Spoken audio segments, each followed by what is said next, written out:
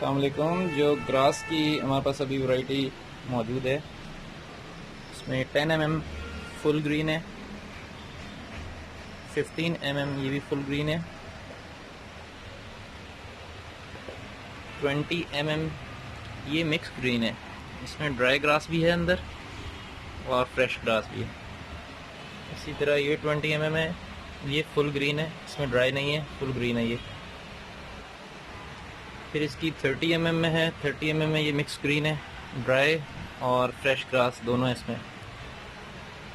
30 mm ये full green है, इसमें मिक्सिंग नहीं है। फिर ये 40 mm है, ये मिक्स ग्रीन है, इसमें फ्रेश ग्रास भी है और दूसरी भी है।